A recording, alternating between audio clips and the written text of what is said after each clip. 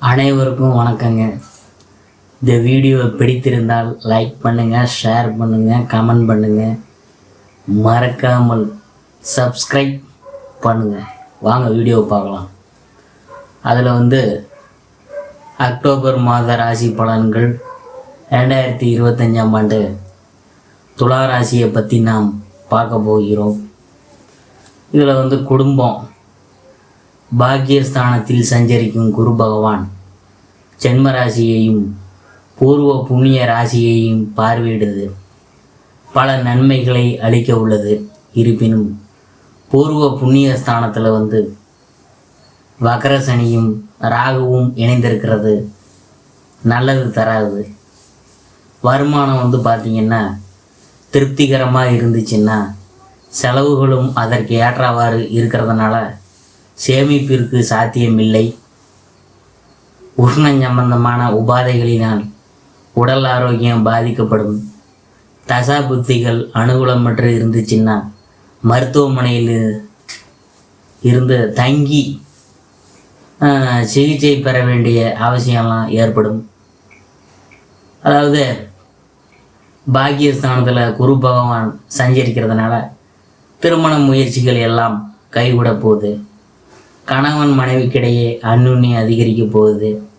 பூர்வ புண்ணிய புத்திரஸ்தானத்தில் சனி பகவான் வக்ரகதியில் ராகுவுடன் இணைந்திருக்கிறதுனால குழந்தைகளின் கல்வி முன்னேற்றம் தடைபடக்கூடும்.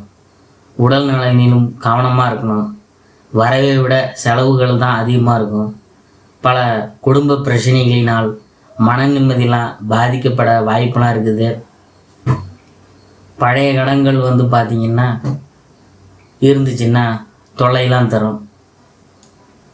குரு பகவானின் சுப பார்வை ராசிக்கு கிடைக்கிறதுனால சிரமங்கள் அனைத்தும் கட்டுக்குள்ளே இருக்கும். குரு பார்வை கோடி தோஷங்களை போக்கும் என்றது ஒரு மூதுரையெல்லாம் இருக்குது. காலங்காலமாக ஜீவனக்காரகனான சனி பகவான் வக்ரகதியில் ராகுவுடன் இணைந்து ராசிக்கு பூர்வ புண்ணிய ஸ்தானமாகிய கும்பராசியில் சஞ்சரிக்கிறது நல்லது தராது. குழந்தைகளின் ஆரோக்கியத்தில் கவனமாக இருக்கணும். முன்கூட்டியே பரிகாரம் செய்து கொள்வது மிக அவசியம்.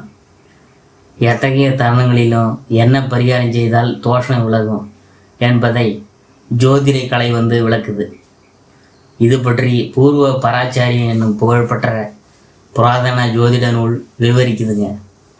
அடுத்தது நாம் பார்க்க போகிறது உத்தியோகம். இந்த அக்டோபர் மாதத்தில் உங்களுக்கு எப்படி இருக்குன்னு பார்க்கும் பொழுது, அதாவது கும்பராசியில் வக்ரசனியும் ராகுவும் சேர்ந்திருக்கிறது உங்கள் அன்றாட பணிகளில் மிகவும் கவனமாக இருத்தல் அவசியம் என்பதை கிரகங்களையெல்லாம் சுட்டி காட்டுது. ஆயினும் குரு பகவானின் சுப பார்வை தோஷத்தை பெருமளவில் குறைத்து விடுது. புதிதாக வேலைக்கு முயற்சி செய்யும் துளாராசிக்காரங்க இடைத்தரகர்களை நம்பி ஏமாந்து விட வேணாம். கிடைக்கும் வேலை பூரண திருப்தியை தராது. ஆயினும் ஒப்புக்கொள்வது எதிர்காலத்துக்கு நல்லது. இந்த வேலையில் இருக்கிறதுனால தான் வேறு நல்ல வேலை கிடைக்கும் என்பதை கிரகநிலைகள் மிக தெளிவாக எடுத்து காட்டுது. வெளிநாடுகளில் பணியாற்றி வரும் அன்பர்கள் அன்றாட பொறுப்புகளில் கவனமாக இருக்கணும். அடுத்தது தொழில் வியாபாரம்.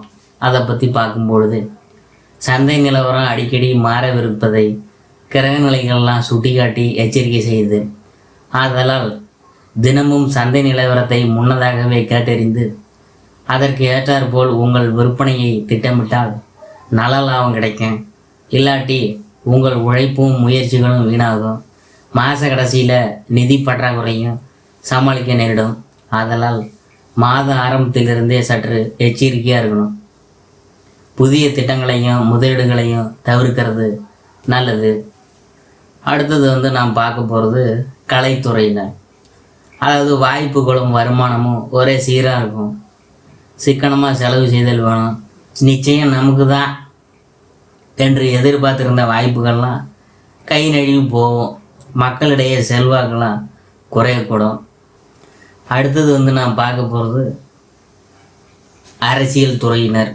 அந்த அரசியல் துறையை கட்டுப்படுத்தும் சுக்கிரன், சனி, செவ்வாய் மற்றும் ராகு ஆகிய நால்வரின் முதல் 20 மட்டுமே உங்களுக்கு ஓரளவு அனுகூலமாக இருக்கிறாங்க. அவங்களாலும் அதிக நன்மைகளை எதிர்பார்க்கறதில் பயனில்லை. மேல்மட்ட தலைவர்கள்ட்ட பழகிறதுல சற்று ஜாக்கிரதையாக இருக்கணும். கூடிய வரையில் அவங்களை அடிக்கடி சந்திக்கிறத தவிர்த்தால் உங்களுக்கு நல்லது. இருட்டில் வழி தெரியாமல் தவிக்கும் வழிபோக்கருக்கு செல்ல வேண்டிய பாதையை தெளிவாக எடுத்து காட்டும் ஒளி விளக்கு ஜோதிடக்கலை என்னும் விவரித்து சொல்லுதுங்க. இது புகழ்பெற்ற அரசியல் நிபுணரான சாணக்கியர். அடுத்தது பார்த்திங்கன்னா மாணவ மாணவியர். கல்வியை தங்கள் அதிகாரத்தில் கொண்டுள்ள கிரகங்கள் சுபத்துவ பாதையில் சஞ்சரிக்குது. அதாவது இந்த மாதம் முழுவதும் நினைவாற்றலும் கிரகிப்பு சக்தியும் அதிகரிக்கும். நல்ல சக மாணவர்களின் சேர்க்கையும் கிடைக்கும் என்பதை குரு மற்றும் புதன் ஆகிய 2 கிரகங்கள் சஞ்சார நிலைகள் எடுத்துக்காட்டுது. அடுத்தது நான் பார்க்க போகிறது விவசாயத்துறையினர். பூமி காரகனான செவ்வாய் ஜென்ம ராசியில் சஞ்சரிக்கிறது வயல் பணிகளில் கடின உழைப்பு இருக்கும் என்பதை எடுத்துக்காட்டுது. சிறிது நேரம் வேலை செய்தாலே அலுப்பும் சோர்வும் மேலிடும்.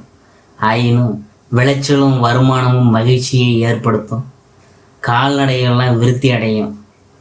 அடுத்தது நாம் பார்க்க போகிறது பெண்மணிகள். குடும்ப சூழ்நிலை நிம்மதி அளிக்கும். புத்திரஸ்தானத்தை குரு பகவான் தனது சுப பார்வையினால் பலப்படுத்துறதுனால குழந்தைகள் நல்லா படிப்பாங்க. அவர்களின் ஆரோக்கியம் திருப்திகரமாக இருக்கும். தசாபுத்திகள்லாம் சுபபலம் பெற்று இருந்துச்சுன்னா தீர்த்த தல யாத்திரை சென்று வரும் பாக்கியமும் கிடைக்கும். அடுத்தது நாம் பார்க்க போகிறது அறிவுரை.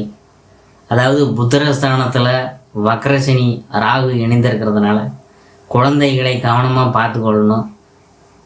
வெளியூர் பயணங்களின் போது ஜாக்கிரதையாக இருக்கணும். அடுத்தது பரிகாரம்.